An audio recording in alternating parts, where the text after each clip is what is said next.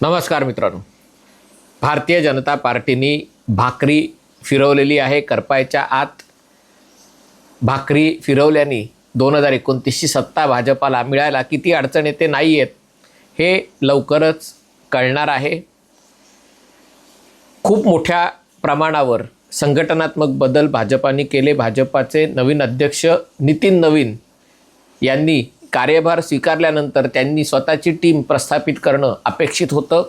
त्यानुसार त्यांनी ही टीम प्रस्थापित केली आणि त्याच्यामध्ये अपेक्षेप्रमाणे महिलांना अधिक व्यापक प्रमाणावर प्रतिनिधित्व मिळालं. 12 महिला नेत्यांचा समावेश महत्त्वाच्या पदांवर करण्यात आलेला आहे. त्याच्यातलं सगळ्यात लक्षणीय जर नाव कोणाचं असेल तर ते स्मृती इराणी पुन्हा पक्षाच्या महासचिव झालेल्या आहेत. अमेठी येथील लोकसभा निवडणुकीत राहुल गांधींच्या हस्ते पराभव झाल्यानंतर त्यांना मंत्रिपदाची जबाबदारी दिली गेली नव्हती आणि त्यानंतर त्यांचं राजकीय करिअर संपतंय की काय अशा प्रकारची एक चर्चा सुरू झाली होती. परंतु त्यांना पक्षाने महासचिव पद देऊन एक मोठ्या प्रमाणावर त्यांना एक नवीन संधी देण्याचा प्रयत्न केलेला आहे. तसंच वसुंधरा राजे यांना देखील पक्षाच्या उपाध्यक्षपदी नेमणूक करून त्यांना संघटनेमध्ये स्थान देण्यात आलेलं आहे. अर्थात याच्याकडे तुम्ही कसं बघता, कारण संघटनेमध्ये किंवा राष्ट्रीय अध्यक्षांच्या टीममध्ये स्थान मिळणं ही एका प्रकारे जबाबदारीची त्याला पोचपावती आहे. पण दुसरीकडे उपाध्यक्षपद म्हणजे हे तुलनेने कमी महत्त्वाचं, म्हणजे सचिव आणि महासचिव ही पद त्याला जास्त कार्यकारी अधिकार असतात. उपाध्यक्षपद म्हणजे नाव सोनूबाई हाती कथलाचा वाळा अशी अवस्था असते. पण गेल्या राष्ट्रीय अध्यक्षांच्या टीममध्ये 5 महिला होत्या, आता 12 महिला आहेत. दुसरी गोष्ट ज्याची सगळेजण वाट बघत होते, जी अपेक्षित होती, ती म्हणजे भाजपाच्या IT सेलचं, सोशल मीडियाचं काय होणार. कारण अमित मालवीय हे जवळपास गेली 12 वर्ष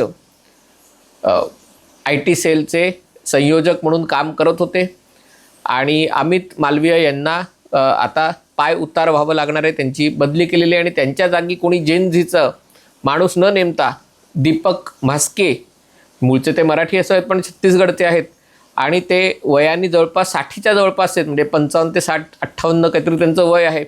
पण ते गेले 12-14 वर्ष IT सेलमध्ये काम करत आहेत. त्यांची नियुक्ती पक्षाने केलेली आहे. आता ते कार्यभार कशा प्रकारे आपला निभावतात ते बघावं लागेल. पण या झुरळ जनता पार्टीच्या आंदोलनात सगळ्यात जास्त जर उघडं कोण पडलं असेल तर ती भाजपची IT सेल. एका प्रकारे या सगळ्या क्षेत्रामध्ये भाजपा हा पायोनियर किंवा या सगळ्याची सुरुवात करणारा पक्ष होता. 2004च्या निवडणुकीत प्रमोद महाजनांनी सगळ्यात पहिले ITचा वापर केला. मी स्वतः 2009 साली लालकृष्ण अडवाणींच्या संपर्क कार्यालयात काम करत असताना आम्ही तेव्हा ऑर्कुट आणि ट्विटर, फेसबुक या गोष्टी आल्या होत्या, पण तरी ऑर्कुटचा जास्त बोलबाला होता. पण तेव्हा अमित मालवीय आमच्यासोबत फ्रेंड्स ऑफ BJPमध्ये एकाच कार्यालयात आम्ही काम करत होतो. पण तिथपासून ते अमित मालवीय एका प्रकारे सर्वशक्तिमान IT सेलचे संयोजक म्हणून ते 11-12 वर्ष काम करत होते. त्यावेळेला IT सेल उदयास येत होती. 2014च्या निवडणुकीत IT सेल एका प्रकारे भाजपची सगळ्यात शक्तिशाली, कारण समाज माध्यमांनी देशाची दिशा ठरवलेली होती. पण या झुरळ जनता पार्टीच्या आंदोलनात असं दिसून आलं की कुठेतरी जी IT सेल देशाचा अजेंडा ठरवायची, भाजपाचा अजेंडा ठरवायची, त्या IT सेलला या तरुण मुलांनी ठरवलेल्या अजेंड्याचा पाठलाग करावा लागत होता आणि तो करता करता त्यांची दमछाक होत होती. इंस्टाग्रामला उत्तर देताना व्हॉट्सअप मेसेज त्याच्याद्वारे उत्तर दिलं जात होतं आणि IT सेलची सुरुवातीपासूनची जी एक स्ट्रॅटेजी, रणनीती आहे ती लढाईची स्ट्रॅटेजी आहे. पण गेल्या काही वर्षात IT सेल एका प्रकारे विरोधी पक्षांच्या कार्यकर्त्यांना धमक्या देणं, त्यांच्या तक्रारी करणं किंवा काहीतरी मोठं कट कारस्थान आहे, म्हणजे हे कट कारस्थान असतं. जागतिक स्तरावर एखाद्या देशामधलं सरकार पाडण्यासाठी ह्या अशा प्रकारच्या गोष्टी जेव्हापासून समाज माध्यमं अस्तित्वात आहे तेव्हापासून केल्या जातात आणि त्याच्याविरुद्ध ज्याला लढायचं आहे त्यांनी सरकारी पातळीवरनं किंवा अन्य पातळीवरनं कायदे शिर पातळीवरनं त्यांच्याशी लढलं पाहिजे. पण IT सेलचं काम आहे नॅरेटिव्ह सेट करणं. त्याच्याऐवजी जर तुम्ही फेसबुक, ट्विटर यांच्याविरुद्ध जर बोंबाबोंब करत असाल तर कुठेतरी जनतेची नाडी तुम्ही ओळखत नाहीत असा त्याचा अर्थ होतो. पण अमित मालवीय यांना आता ते पद त्यांच्या हातात उरलेलं नाही आहे. राम माधव जे एका प्रकारे पूर्वी भाजपचे राष्ट्रीय महासचिव होते आणि महासचिव हे पद अतिशय महत्त्वाचं आहे. नंतर त्यांना भाजपामध्ये जबाबदार नव्हती, आता तेही उपाध्यक्ष म्हणून आलेले आहेत. म्हणजे एका प्रकारे पक्षात आलेत हे प्रमोशन आहे का उपाध्यक्ष म्हणून आले आहेत हे डिमोशन आहे, याच्यावर चर्चा सुरू राहील. पण राम माधव यांना उपाध्यक्षपद मिळालेलं आहे. BL संतोष ज्यांच्याकडे राष्ट्रीय स्वयंसेवक संघ आणि पक्ष आणि सरकार याच्यातलं समन्वय साधण्याचं काम होतं. जनरल सेक्रेटरी ऑर्गनायझेशन हे भाजपतलं अतिशय महत्त्वाचं पद आहे, ते BL संतोष यांच्याकडे कायम ठेवण्यात आलेले आहेत. काही महासचिव पद जसं की विनोद तावडे यांच्याकडे ते महासचिव पद कायम ठेवण्यात आलेलं आहे. काही महासचिव पदं बदलण्यात आलेली आहेत. तेजस्वी सूर्या यांच्याकडे पक्षाचं युवा मोर्चाचं नेतृत्व होतं, ते आता गुजरातमधल्या कोणी जोशी त्यांच्याकडे युवा मोर्चाचं पद देण्यात आलेलं आहे. बाकी SC मोर्चा, ST मोर्चा, अल्पसंख्याक मोर्चा हे जे भाजपचे मोर्चा म्हणजे त्या समाजासाठी काम करणाऱ्या सेल आहेत त्याच्यामध्ये बदल करण्यात आलेले आहेत.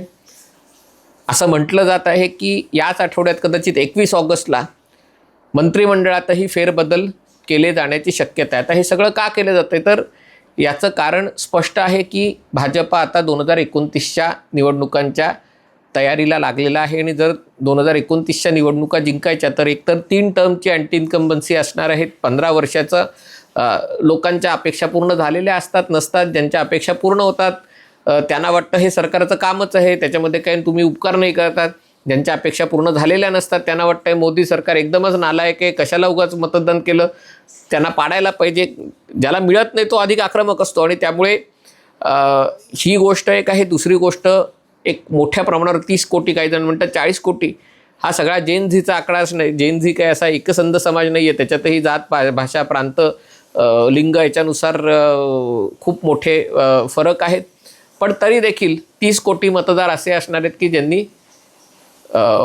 ज्यांच्या समजायला लागल्यापासून ज्यांनी काँग्रेसचं सरकार कधी बघितलंच नाही आहे आणि त्यामुळे त्यांना भाजपाकडे कसं आकृष्ट करायचं हा विषयही भाजपाला एका प्रकारे ठरवावं लागणार आहे. या नियुक्त्या करताना आणि राज्य पातळीवरही अशा नियुक्त्या होतील, त्याच्यातनं एक गोष्ट होणं आवश्यक आहे ती म्हणजे जो सामान्य कार्यकर्ता जो पक्षासाठी लढतो त्याला कुठेतरी वाटलं पाहिजे की आपल्या त्यागाचं, आपल्या प्रयत्नांचं पक्षामध्ये चीज होतं आहे.